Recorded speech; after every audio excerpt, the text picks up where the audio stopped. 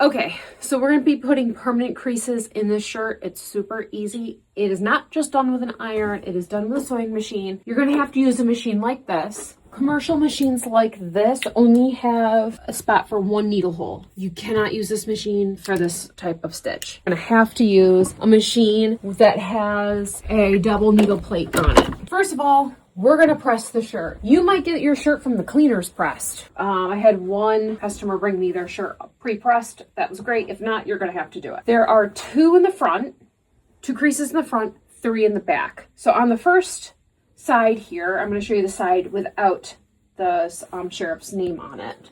But it's the same for both sides. What I like to do is line up, you can see the stitching here for the pocket, because you want this to line up with the pocket.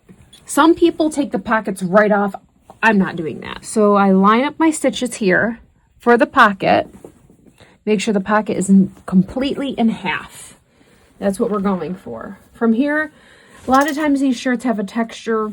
You can see the lines, or you can measure, be like, okay, 4.5, 4.5, measure it out, go all the way up to the shoulder seam.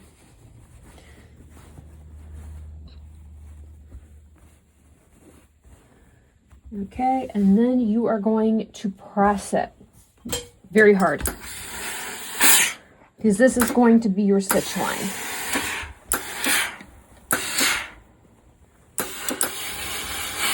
We're going to do the same on the other front side. Back. On the back, it's a little different. We're going to measure side to side. 18 inches, so the middle is going to be 9.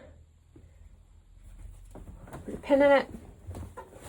Fold it. The back, you can find the center of the lower back just by folding it in half like this.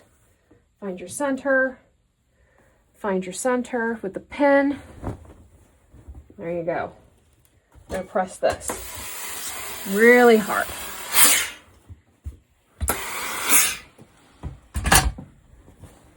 Now we have 2 more for the back. Sometimes as you can kind of see a faint line here where it was folded. This one's a little off, so don't go by it entirely, but you check. You could measure this again and find your half.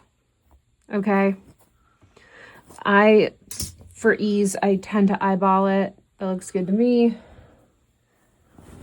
Open it up. And then I check from here to here. 4.5.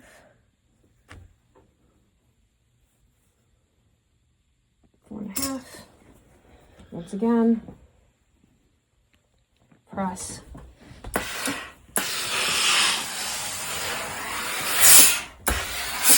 I'm going to do the same on the other side of the back. This one I open because this way you can kind of look at all 3 of them together and see how they're looking.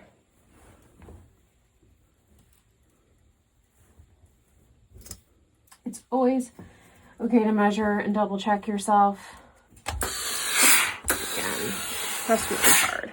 All right, so now you have your creases. You have 2 spools of thread. I bought this set off of Amazon for under $10, and what came with it were these twin needles. I'll show you one right here. I should probably replace mine by now. You can see there's 2 needles. And this pin tuck foot. So this is what it looks like. And you can just put in like pin tuck foot, you know, for this type of machine. They just snap on. It's pretty universal. So you pop that on your machine, thread it up. From here, what you're going to do is line up the creases you just made. Now, I initially just put it in, line it up with the foot, and I do my little back stitch right here, just like that. But then I squeeze my little crease so that it lines up nice and flush with the pin tuck foot. Goes right in that groove. And then we can stitch. And we're going to do this with all 5 creases. Okay, so this is the front side with the pocket, but I would stop before the name on my crease. I'm going to do it on this side, and if you wanted to pretend there was a name there, okay? Some people will take the entire pocket off. I would not do that because of all the stitching. It seems like you might put a hole in the garment, so I wouldn't. I would just be careful when I got to that area. So, because usually the pocket is gonna keep its fold. It's not as imperative.